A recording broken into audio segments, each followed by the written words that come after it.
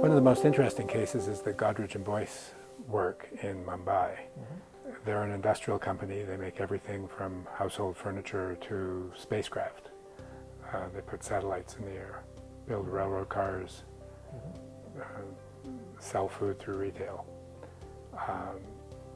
They discovered design through the liberalization of the Indian market and the white goods from Samsung and LG coming in and attacking their industry. Higher price, but better quality, better design. Jamshed Godrej, the managing director of Godrej and Boyce, saw this coming and decided to start exploring how design could make a difference. Strategically, they have a goal of growing 10 times the size of growing the company by 10 times in 10 years. And they set about to do that with their normal business techniques, but they clearly couldn't grow fast enough doing business as usual. So they hired us to bring our design methods to their business planning. And they're creating 5 new companies a year, 5 new lines of business every year for 5 years using our methods. Wow. We're into the 2nd year of the program. They already created 10? No, we finished the 1st year. So there's 5 pilots either going on or about to go on. And an example? I can't go into many details, but there are things to do with the connected home. There's things to do with security of family stories. There's things to do with power distribution. There are things to do with healthcare. And in doing this, they're finding that the nature of the job is going to change.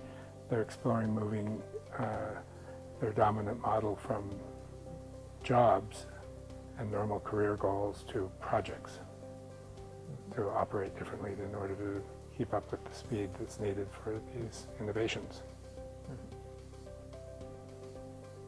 Other case studies? I want to go back to the story of Kim Irwin's work with healthcare and asthma. Okay. The key thing about that is the docs thought they should be following the medical protocol that was standard and proven by science. Kim and her team discovered that there were behavioral aspects of people's lives to do with avoiding parents needing to take time out to get their kids to school through gang territories and fix holes in walls. That reframing, it's an example of reframing where we thought it was a medical protocol problem, and it was really the problem was the medical protocol not fitting with the behavior and life of the people.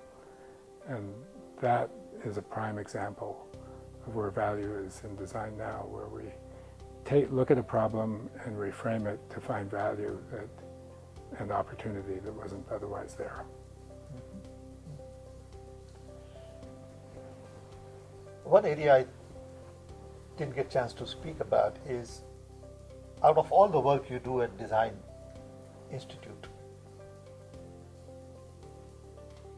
is there something coming out for startup where you have potential startup opportunities from Design Yes, Institute? one of our faculty members is taking early work done at ID and turning it into a startup now. His name is Inijo Matthew, and it's a space-based